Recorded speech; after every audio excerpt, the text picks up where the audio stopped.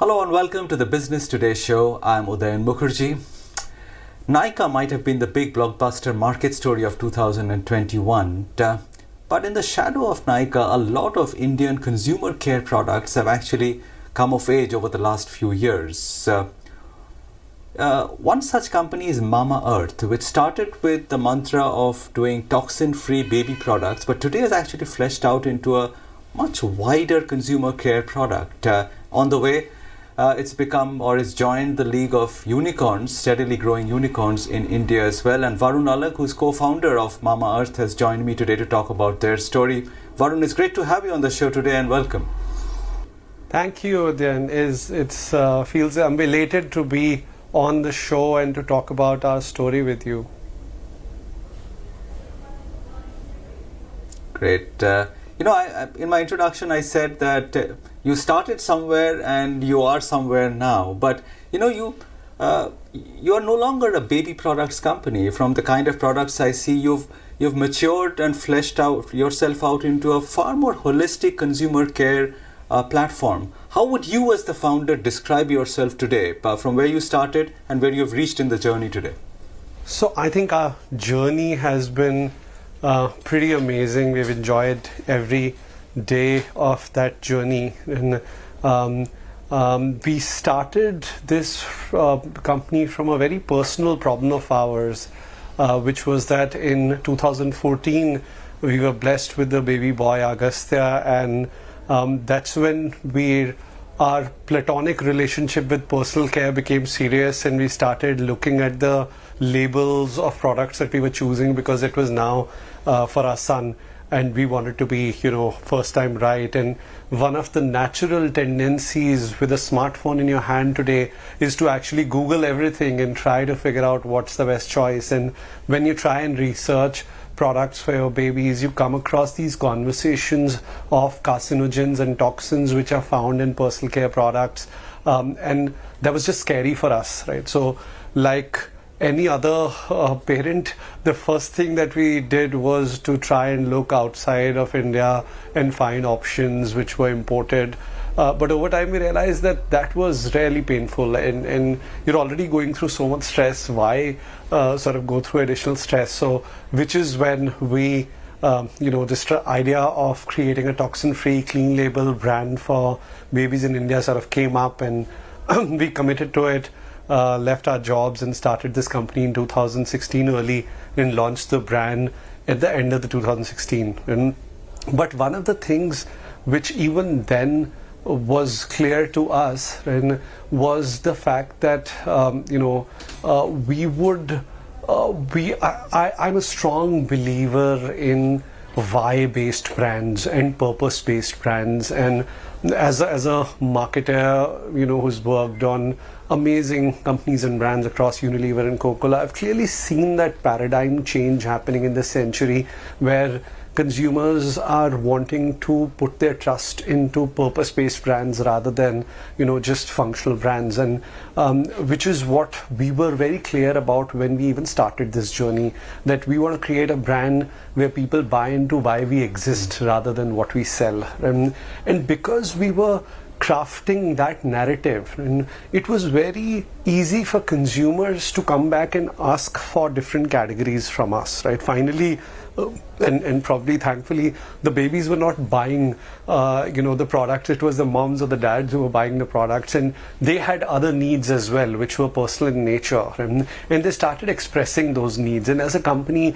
one of the strongest DNAs that we have had since day one is to talk to our consumers and understand their problems. It's of course evolved a lot more now. We do it through technology and the products that they've developed, but with that in mind, and after talking to our consumers, we started realizing the other categories that they expected from us under the same functional proposition of toxin-free and the same emotional proposition of goodness inside. So we started expanding into categories. We got into hair care, then skin care, then body care, and now we're getting into color care as well. And over that same journey, we also realized once Mamaearth had achieved a certain size, that we have not just created a brand, but we've also created some organizational capabilities during that journey. And now these organizational capabilities can actually be used to create and offer new mixes to our consumers, which they might be looking for, right? So while some consumers are looking for a natural solution, some consumers are also looking for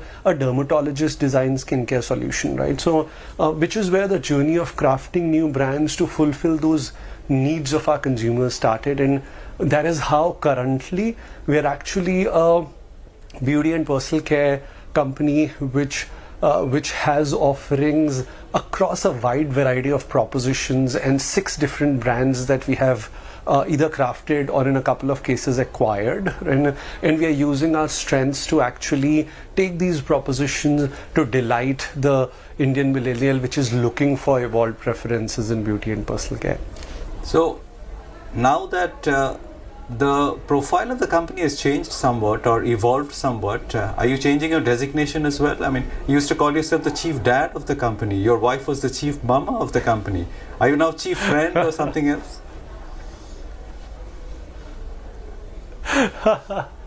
So, I think at that time, chief mom and dad was relevant from our consumers' perspective and the category that we were creating to give the comfort that we were parents ourselves. But now probably it's equally relevant from a large team that we lead, which is like our family, and the relevance probably still continues. So I don't think our team wants us to change the designations. Okay. Now, you mentioned HUL fleetingly in the conversation. I want to ask you, I mean, having worked in HUL in the past, I mean, you cut your teeth in consumer care with that company, as a lot of managers do out of business school. But what are you trying to do at Mamaearth, which is very different from what the market-leading behemoths like at HUL or the Procter & Gamble's of the world are trying to do? What are the essential differences? And were those differences very palpable to you when you were looking for products for your son to buy a few years ago? So then I'll essentially talk about 2 large areas where we believe we are different from a DNA perspective, and those areas are also responsible to a large extent of why we have succeeded now or why we'll succeed in the future. I think one big difference is that the largest strength that large FMCGs or conglomerates have has been numeric distribution.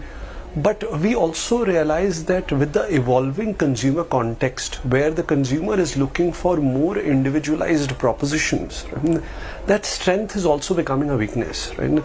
Because almost everything that gets crafted or created as a mix, right, is tested that will it be able to sell in millions of outlets or not, and will they be able to service the denominator with that or not, right?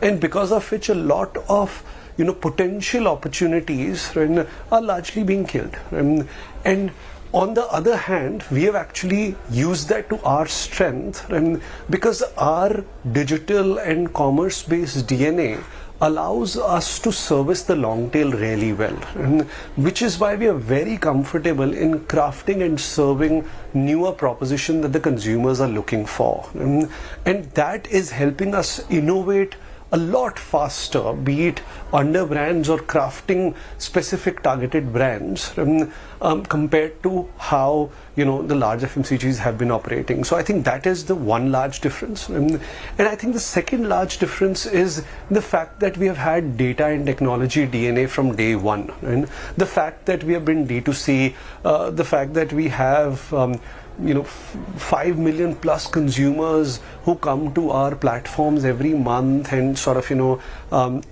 engage with us and are there for us to have conversations with, help us take decisions on, right, gives us that leverage, right, where decision making can be far quicker, and we can actually take decisions basis the consumer behavior data, interests that we collect out of all of this, data that we have, and we've actually built a lot of technology on top of that to support all this decision making in our business processes. So I think those two make us, from the DNA level different compared to how the large FMCGs have been, and probably far fit to compete in the world of tomorrow. Your brands have many believers, as you just said, the toxin-free, organic, pure, goodness inside kind of products. But there are many skeptics as well. And just to play devil's advocate, the skeptic would say, you're just taking advantage of a passing fad in the market to overprice products and make a good buck for yourself. How would you respond to that kind of a skeptical allegation? Some of these are things which are best left for time to decide, and we genuinely believe that naturals, clean label, and evolution of consumer to want better value for themselves, and at some level willingness to pay better price for that increased value, is a trend which is going to last for decades and possibly even eons. And as our economy strengthens, as our GDP per capita improves, as our consumers can make better choices because they have more money to make those choices, and they will continue to move up the ladder to make those choices, which is what we believe is a macro trend which will continue to exist for decades to come. We've seen enough developed markets data to know that these trends have emerged over multiple countries, along with how discretionary incomes rise. So we are strong believers of this trend, and we'll continue to support and gun behind the trend of clean label or of purpose-based brands, and otherwise in terms of which argument has more strength, probably time will tell. Given that you have some leeway on the pricing front, given the positioning of your products and the ingredients that you use, what would you say is your profitability profile or your margin profile compared to some of the larger consumer product companies in the market? You would know because you worked with some of the big ones in the past, and you know your own company. How do the two compare in terms of profitability metrics? So actually our gross profitability metrics are very healthy, and if we were to compare it to the listed FMCG peers, I would say where we'll probably be in the top 5% quartile of the set, and from a profitability profile perspective, at a gross profitability level. Currently, of course, we're choosing to invest aggressively in marketing to grow faster, and so outside of that, I won't be able to comment on bottom line numbers, but otherwise our profitability profile is very healthy. Given what you've just said, do you need to raise a lot of capital, private equity capital, to invest aggressively, as you said, in the brand, the growth of the brand? Is there even IPO possibility on the cards over the next year or two, which you can share? So in terms of does our core business need external funding to run, I would say largely no, and it is very healthy and largely self-funded, so I don't think we need any more funding. Probably for our inorganic ambitions, we might require external capital, but that's again not something which is charted out. It depends on the kind of opportunities that you get to see in the market as well. And from the second part of the question perspective, currently, given the external market conditions, etc., we don't have a specific view on the timing of the same. Okay. You spoke about acquisitions. You've made a couple of interesting ones like Mom Espresso. What is the guiding spirit of inorganic growth at Mamaearth? And is it only to fill or any kind of product gaps that you perceive in your portfolio, or could it be to plug any geographical gaps where you find a product which is doing very well, which shares the same ethos as you in another country, which you might be looking at to enter that virgin market or the new market where you're not present in? Then honestly, that was the answer to the question itself, right? So in the sense that, there are only three reasons why we would look to acquire a business. One is if it is additive to our India portfolio in terms of either proposition or pricing or the R&D that has gone behind that mix, which is very differentiated from the current portfolio that we have, or if it is additive to the portfolio from a geography perspective, right? Which is where if we want to get into a new market, and inorganic could be one way to get in, although in the medium term we don't see any such action because India is our core focus market. And the third possibility, which is where something like a Momspresso also lies, is possibility of acquiring a certain capability that we might not have to that extent in-house today, right? So for example, in case of Momspresso, the capability that we acquired was the capability to create content, to have a large sizable community which comes along with this, as well as access to 150,000 plus creators which they run, right? So that whole content community and commerce capability, right, is what we were seeing to plug through that acquisition. So I think these are the three fronts where we would evaluate acquisitions. On the first one, we have done Be Blunt and Dr. Sheth, right, which are two brands which were very differentiated brands, one from a category perspective and second from a proposition perspective, that we found additive to our portfolio for inorganic growth, right? And the second was Momspresso, which is in the capability side that we acquired. Well, time for a quick break on the show, but we shall return on Business Today's show with Varun Alagh, co-founder and chief dad of Mamaearth. Keep watching.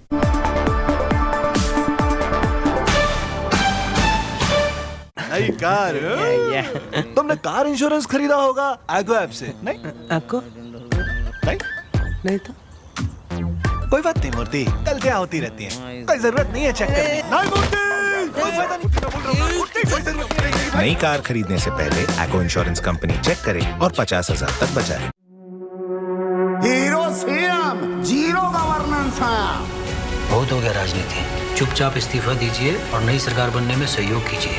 कहीं रानी आपका ही ticket काट दी तो? साहिब बन गई आप। साहिब को हराना है तो साहिब बनना ही पड़ेगा। इस समय पूरी दुनिया में लोग कंफ्यूज्ड हैं। वो समझ नहीं पा रहे हैं क्या सही है, क्या गलत है, क्या सच है, क्या झूठ है। और ये स्पष्टता हम आपको अपने इस नए शो में देंगे। सब कुछ ब्लैक एंड व्हाइट में बताएंगे। इस शो में मेरे बालों के अलावा कुछ ग्रे नहीं होगा। हर खबर ब्लैक एंड व्हाइट की तरह बिल्कुल स्पष्ट होगी। कांधे पे मुझको बैठा ले चल अभी। सब उस घर जैसा ही तो कर दिया, फिर एक ही शहर में अलग घर क्यों? क्योंकि अपनी एक जगह बनानी थी पापा, जिसे आप भी अपना कह सके। Dulux Velvet Touch feels like home. Dulux. Are you ready? Let's go.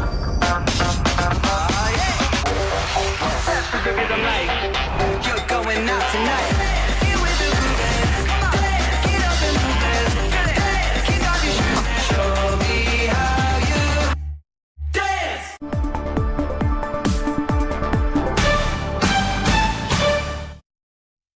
Welcome back. You've been watching the Business Today show. I'm in conversation with Varun Alagh, co-founder and chief dad of the consumer product company Mamaearth.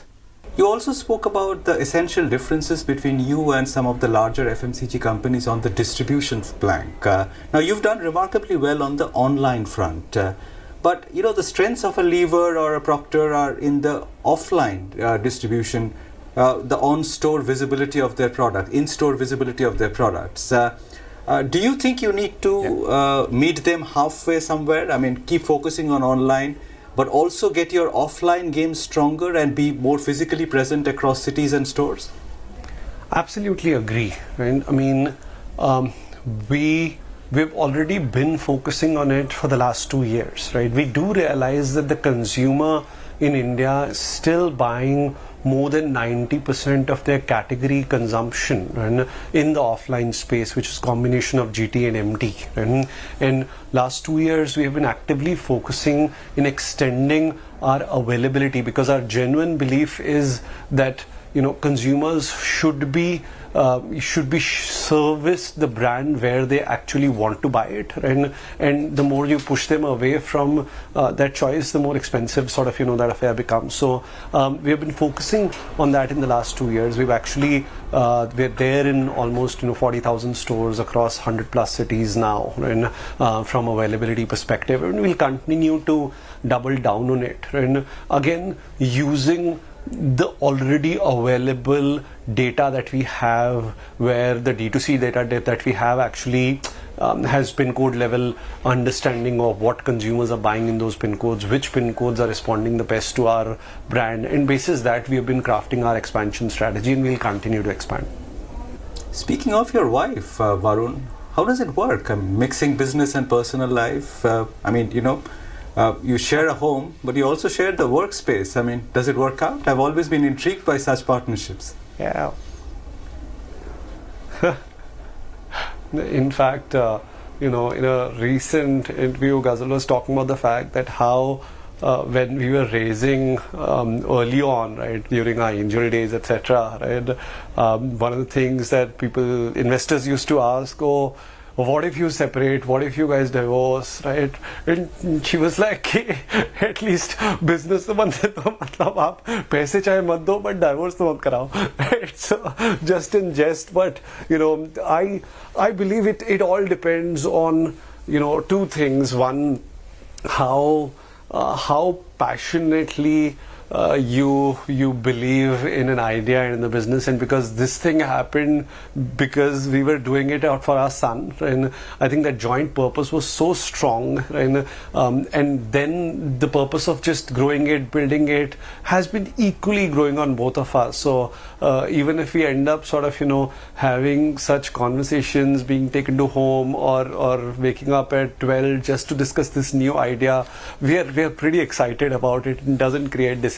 And I think the second most important thing is just the right communication structures. I think from very early on we did realize that we're going to be working together, and hence we specifically focused on division of responsibilities, be it at home or at work, and to be very clear, and that understanding between the two of us very clear, that these functions I'll manage, these functions you manage, and let's ensure that while we keep sort of giving our opinions and suggestions around each other's functions, be it at home or be it at work, but the final decision on that function lies with whoever is accountable for that, right? So I think that clear communication has helped us run this well, and we are very, very happy.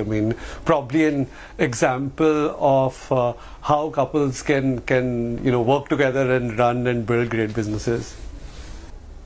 May you always stay that way, Varun. Finally, let me ask you about your choice of brand mascots. Many years ago when you started off, it was Shilpa Shetty, and now it's the youthful Sarah Ali Khan. Take us through that change of choices, because it seems to be marking a shift in your communication strategy as well. So Shilpa was a very natural choice, and not just as an ambassador, she also came on board as an investor at that time, and we were very young. We were almost like 1.5 years into our journey of the brand, and it was largely a baby care brand at that time, and the insight that we were operating on was moms trust other moms, and Shilpa was that national face which represented that mother who stood for wellness and who stood for great healthy choices, and which is where we felt that she was a face which was an absolute match to the DNA of the brand, and honestly she continues to be on that journey with us. We still have her on most of our ranges, including baby face washes, but over the journey we also realized that as the brand, we were getting into multiple categories, and we were also appealing to different kind of age groups, right?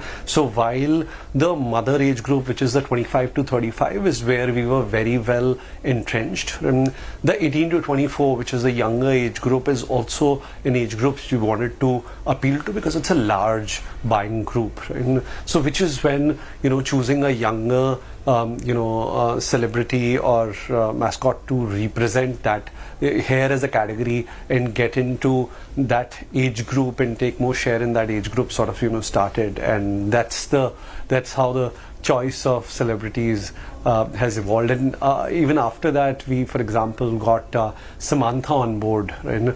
Because we realized that as we were getting into a more mass television oriented strategy on some of our categories in Mamaearth, and we wanted to make more relevant vernacular and regional communications, right, which are better done with a regional star rather than a Hindi star. So though that's how the progression of celebrities have been made. Well, it's very nice talking to you, Varun, today, and very impressed with your story and how successful you've been in a very short span of time. I hope your journey continues, and I wish you and your wife great success in the years to come. Thank you very much for being part of the show today. Thank you, Udayan.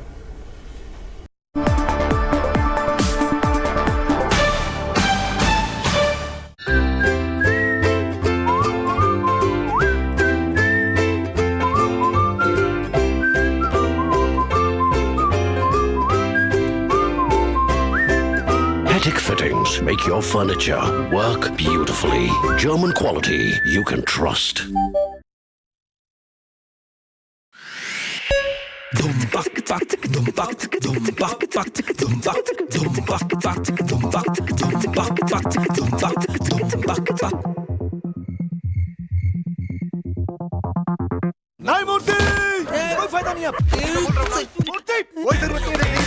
नई car खरीदने से पहले एको insurance company cheque करे और 50,000 तक बचाए। Madam, एक और मर्डर हुआ है कुछ अपनी स्टाइल में। मैम, मेरे घर वालों को मार रहे हैं मैम आपके लोग। हाँ तो क्या करें, आरती उतारे तुम लोगों की। पहले चोरी किया करते थे, अब मर्डर्स पर उतर आए हो। मैं पुलिस ऑफिसर की ड्यूटी कर लेती हूँ, तुम घर वालों की ड्यूटी करवाओ, और हम दोनों के बीच से कोई लड़ाई नहीं क्या है। और जो पुलिस ऑफिसर होती है वो ड्यूटी नहीं करती है ना। सुभाष, जयराज, क्या हो रहा है? गोपी सर को गोली लगी।